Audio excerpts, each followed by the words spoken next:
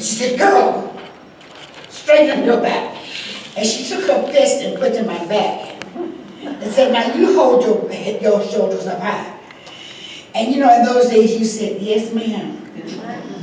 And she said, as long as you do something, you always walk with your head high.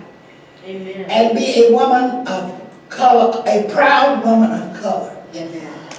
And I never forgot that.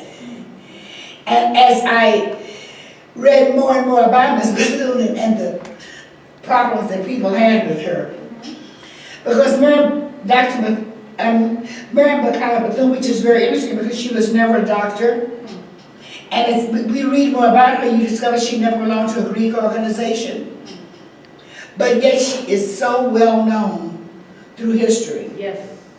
I'm going to tell you just a little bit about her. Mrs. Bethune writes about herself. Before I came into this world, I was given an unusual advantage.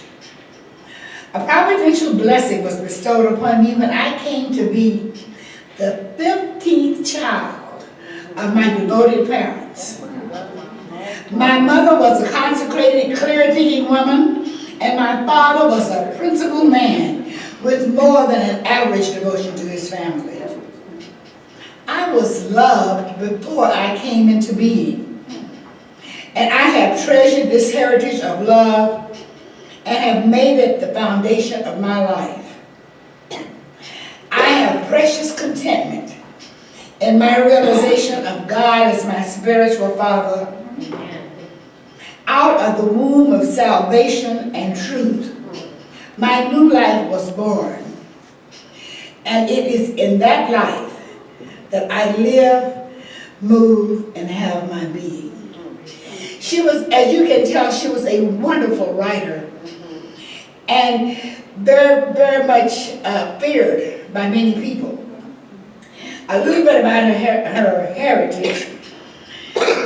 All the members of the family worked in the fields. Even Mary, who at the age of 9 could pick 250 pounds of cotton per day. But one day, a black missionary woman who was starting a school asked that the McLeod children attend. The family could afford to send only one, so Mary was selected. She walked 5 miles to and from school and did her homework by candlelight. After graduation from the Maysville School, she was chosen to receive a scholarship to attend Nova Scotia Seminary, the same school her teacher had attended. The scholarship was provided by a Quaker dressmaker, Mary Mcleod. Guess where she was from? Denver, Colorado, who decided to use her life savings to help one Negro child move toward education. Mary spent 7 years in Nova Scotia, graduating at the end of 5 years and remaining 2 years for extra study. She received another scholarship from Mary Mcleod and entered Moody Bible Institute with plans to go to Africa. Her hopes to go to Africa were crushed because there was not an opening for a Negro to go to Africa. So, is that interesting? So she accepted a teaching assignment at Haynes Normal Institute in Augusta. She taught in several mission schools in the South, where she met and married Albertus Bethune, but they separated, and Mary was left alone to care for their young son. Mary believed that education was the key to advancement, and she felt that everything had to be done to see to it that all the children were educated. So in 1904, with $1.50 in capital and no guarantee of a salary, she founded her own school. The Daytona Literary and Industrial Training School for Negro girls, to help black girls to earn a living. The first students, 5 girls, aged 6 through 12, and her 5-year-old son, attended classes in a rented house in the black section of Daytona. They studied at makeshift desks using ink made of elderberry juice. Her curriculum reflected Bethune's indoctrination into the program of Booker T. Washington of the industrial education, learning how to use their hands and becoming more productive. This is a very interesting sentence about her. The tenuous existence of most black schools in the South necessitated a curriculum that accommodated Southern racism, the circumscribed job market, and the paternalism of Northern philanthropy. I thought that was a very interesting sentence to say that they were getting very good jobs, but they were really going to be working as maids and as domestics. But I thought it was stated quite nobly. Bethune chose the resort mecca of Daytona Beach, winter home to northern millionaires, in part because it offered better financial prospects.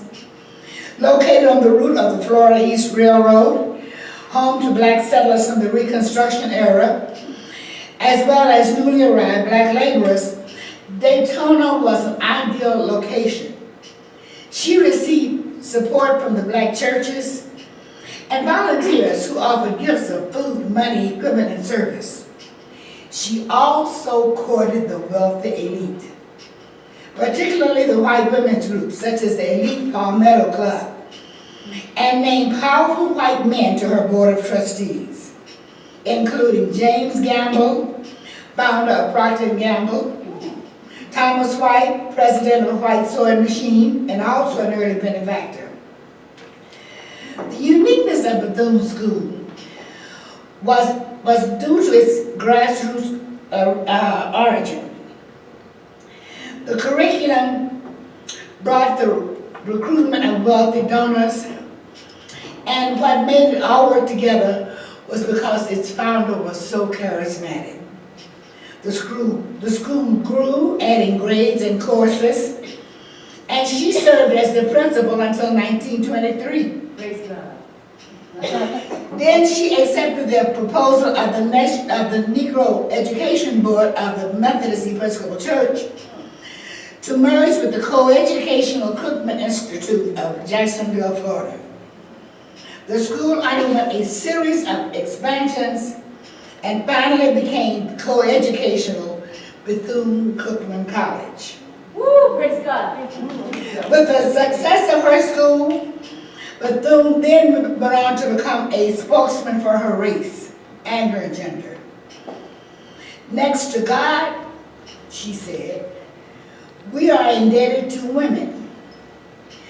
First for life itself, and then for making it worth having. She declared herself to service and the absolute universal objective of the leadership of women's organizations. She brought this dynamic to 4 groups: the Florida Federation of Colored Women's Clubs, the Southeastern Federation of Colored Women's Clubs, the National Association of Colored Women, and in 1935, she founded the National Council of Negro Women in New York. Franklin Roosevelt appointed her as director of the Division of Negro Affairs in the National Youth Administration. And from that point, she became the director of the NYA and the highest paid black in government. Woo!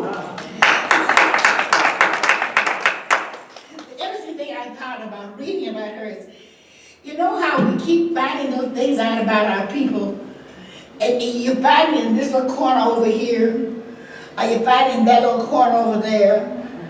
Because I taught African American literature. I have read all these books. I had never before read that she was the highest paid black in government ever. And it's always interesting how so many facts that have to deal with the accomplishments of African Americans managed to get left out. I can't imagine why. I'm gonna leave that alone. Now, eventually Mrs. Bethune retired, and then she made the last will and testament, which is I would like to read to you in closing. She said, "Death neither alarms nor frightens one who's had a long career of fruitful toil. My worldly possessions are few, yet my experiences have been rich. From them I have distilled principles and policies in which I believe firmly, while they represent the meaning of my life's work. Here is my legacy. I leave you love. Love builds. Our aim must be to create a world of fellowship and justice where no man's color or religion is held against him. I leave you hope. Yesterday, our ancestors endured the degradation of slavery, yet they retained their dignity. Today, we lift our economic and political senses toward winning a nice, abundant, and secure life. Never give up hope. Praise God. I leave you the challenge of developing confidence in one another. I leave you a thirst for education. Knowledge is the prime need of the hour. I leave you a respect for the uses of power. We live in a world which respects power above all things. Power, intelligently directed, can lead to freedom. I leave you faith.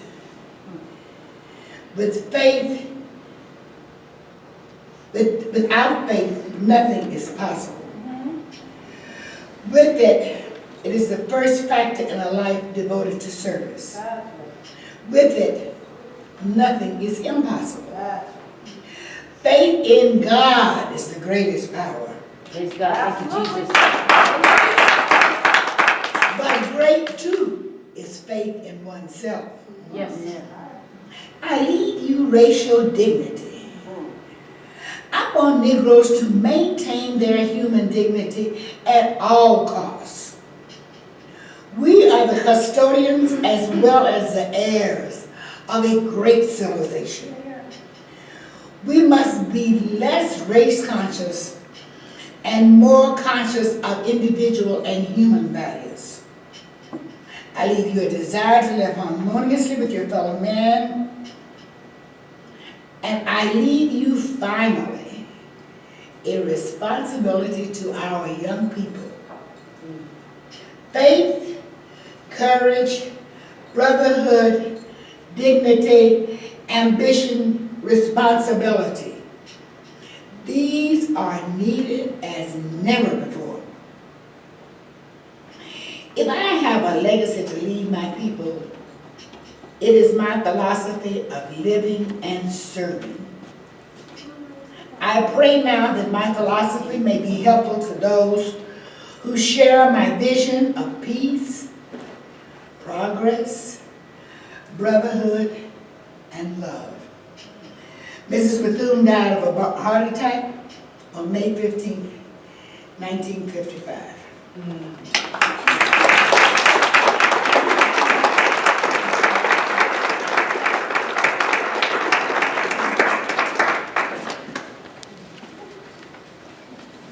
I just want to praise